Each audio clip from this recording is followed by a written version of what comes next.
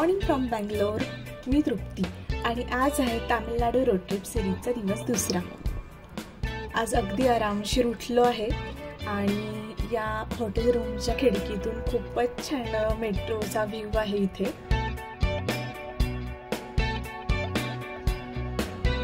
कालचा दिवस खूपच हेक्टिक होता. काल पुणे टू बँगलोर असं 900 किलोमीटरचा प्रवास केला आणि रात्री बराच उशीर झाला होता यायला, त्यामुळे जेवण करून मस्त आराम केला. आज अगदी उशिरा उठलो आहे सकाळी. आता ब्रेकफास्टला जाऊ.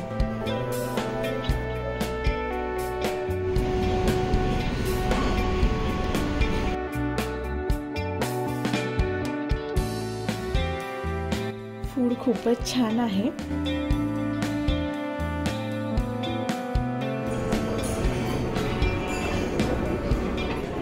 साऊथ इंडिया ट्रिपची ही पहिली फिल्टर कॉफी आहे.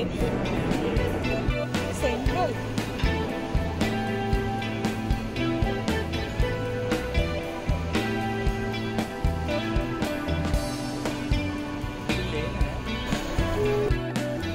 आता चेकआउट करून आम्ही निघालो आहे त्रिचीला. तर आजचा प्रवास असणार आहे बँगलोर टू त्रिची. असा जवळजवळ 320 किलोमीटरचा प्रवास असणार आहे आणि मॅक्झिमम टाइम हा आता बँगलोरच्या ट्रॅफिकमधून बाहेर पडण्यासाठी जाणार आहे. Excuse me.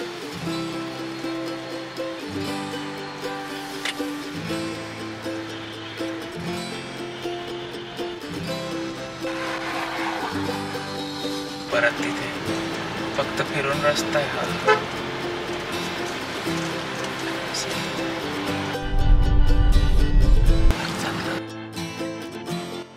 बँगलोर सिटीमधली एक गोष्ट मला खूप आवडली. इथे रस्त्यांच्या दोन्ही साईडला खूप छान अशी मोठी मोठी झाडं आहेत.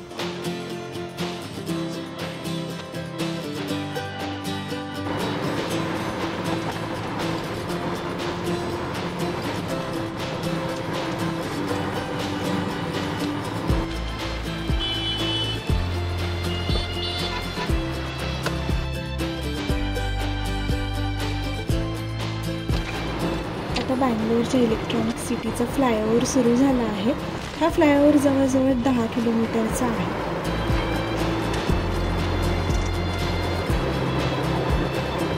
होसूर सिटी आली आहे आता आणि इथून तामिळनाडू राज्याची हद्द पण सुरू होते. आता होसूर जवळ नॅशनल हायवे 844 पकडला आहे. रोड तर खूपच छान वाटत आहे.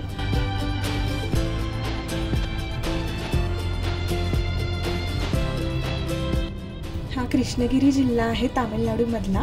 होसूर पासून सुरू झाला हा.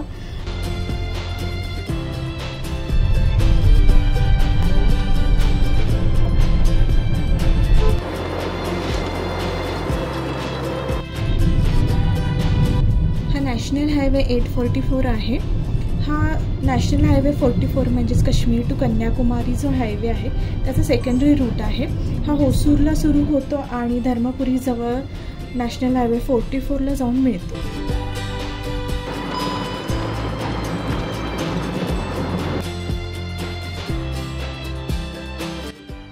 हा जो समोर डोंगर दिसत आहे हा रायाकोटाई फोर्ट आहे कृष्णगिरी जिल्ह्यातला आणि त्याच्याच खाली रायाकोटाई हे छोटंसं शहर वसलेलं आहे.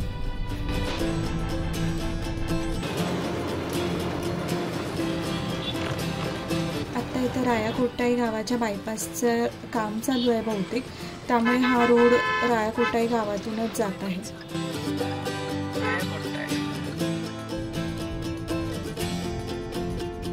आता पुन्हा हायवे सुरू झाला आहे.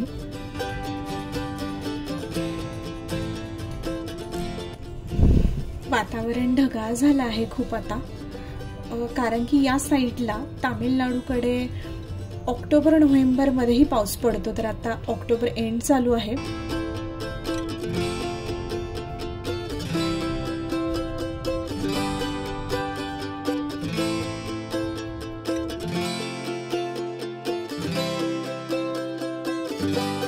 आता नॅशनल हायवे 44 सुरू झालेला आहे.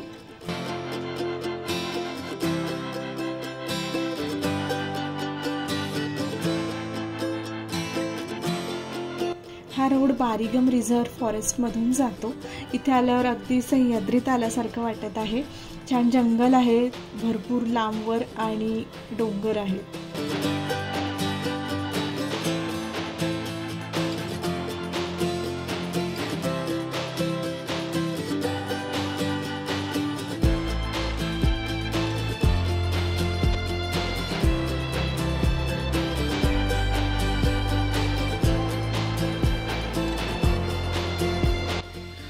ते बारीगम फॉरेस्ट रिझर्व एरिया आहे आणि ठोकोर, बोंबेडी ही गावं आता इथे लागली आहेत.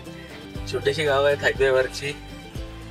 समोरचा पीक खूप मोठा आहे आणि माहित नाही काय एक्झॅक्टली नाव आहे त्याचं.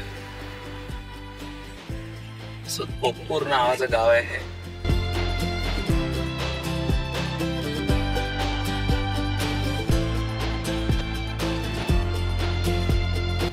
Wow, national highway 44 Kanyakumari Srinagar highway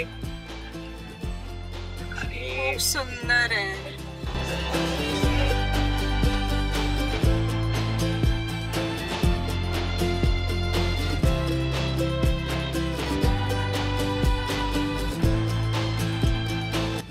आता सेलम सिटी येईल.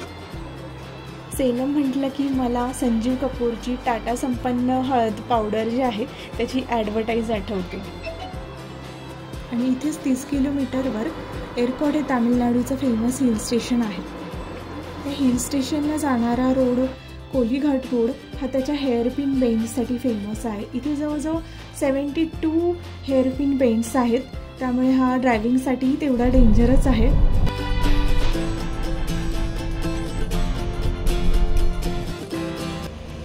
सेलमच्या पुढे आल्यावर A2Bला लंच ब्रेक घेतला. तुम्ही बघू शकता 2 मील घेतले आहेत आम्ही इथे. ह्यात भरपूर व्हरायटीच्या भाज्या, सांबर, रस्सम, भात, पोळी आणि पापड आहे.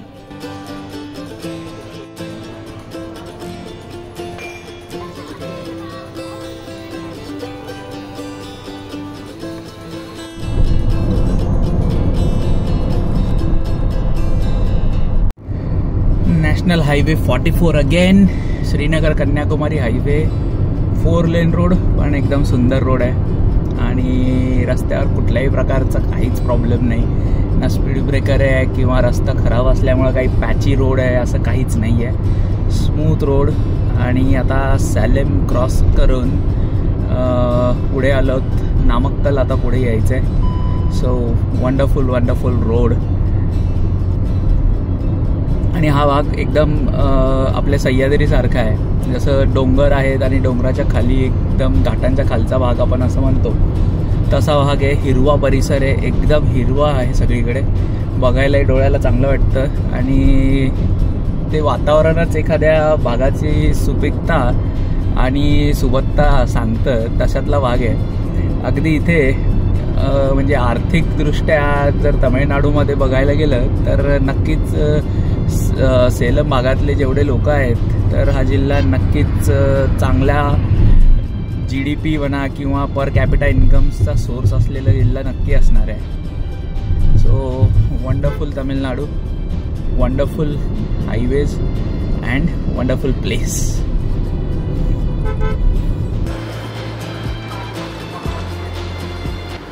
नामक्कल सिटी आली आहे आता. इथे आता नॅशनल हायवे 44 सोडावा लागेल. आता इथून पुढचा रोड कदाचित छोटा असेल. शहराच्या मध्यावरती हा नामक्कल फोर्ट आहे.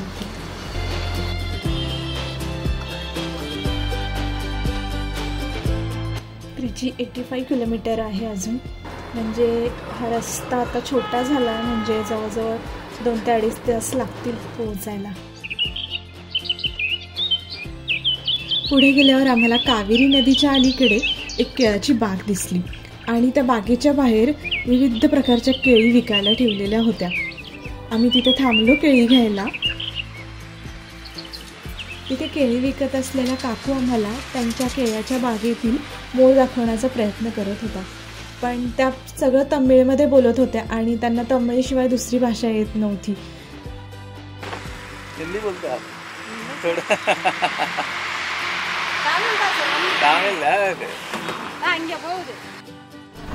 त्यामुळे आम्हाला ते काय बोलत आहेत ते कळतच नव्हतं, पण शेवटी तो मोर आम्हाला दिसला. ते लाकड आहेत ना, लाकडांच्या मागे गेलाय मोर. हो का? मला इथे काहीतरी दिसतंय. मोठा मोर होता एकदम. हा दिसला दिसला दिसला. निवांत रचलेल्या लाकडांवर तो उभा होता.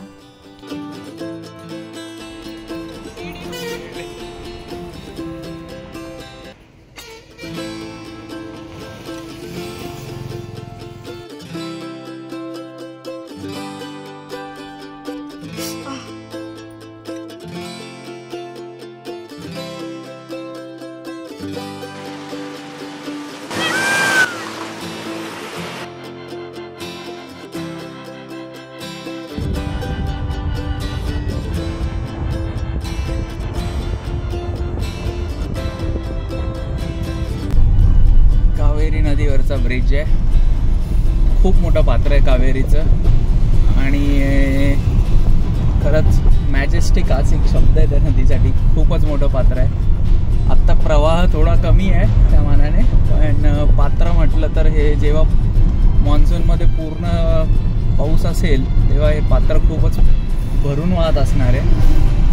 म्हणजे या नदीचं वाळवंट तयार झालं आहे एक, आणि अप्रतिम.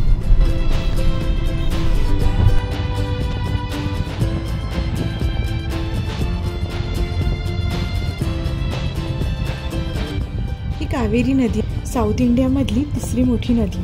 ही कर्नाटकमध्ये पश्चिम घाटात उगम पावते आणि तामिळनाडूमध्ये बंगालच्या उपसागराला जाऊन मिळते.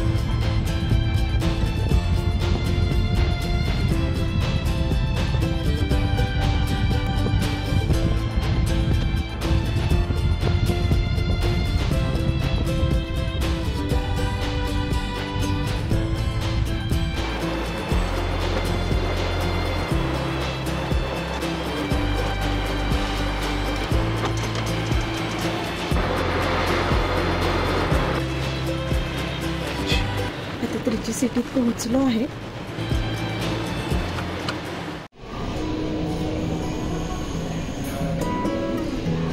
आज तामिळनाडू ट्रिपचा दिवस दुसरा आहे. या दुसऱ्या दिवसासाठी आम्ही त्रिचीमधलं कोर्टयार्ड हे हॉटेल बुक केलं आहे.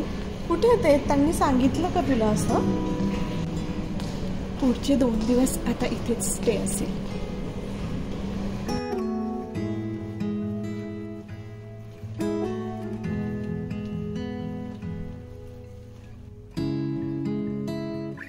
रूम आणि बाथरूम दोन्ही व्यवस्थित आणि क्लीन आहे.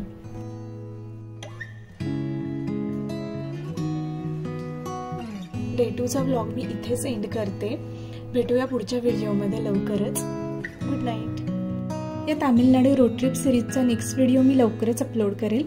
त्यासाठी चॅनलला नक्की सबस्क्राईब करा. जर तुम्हाला हा व्हिडिओ आवडला असेल तर कॉमेंट करून मला नक्की सांगा, लाईक करा आणि तुमच्या प्रियजनांसोबत शेअर करा.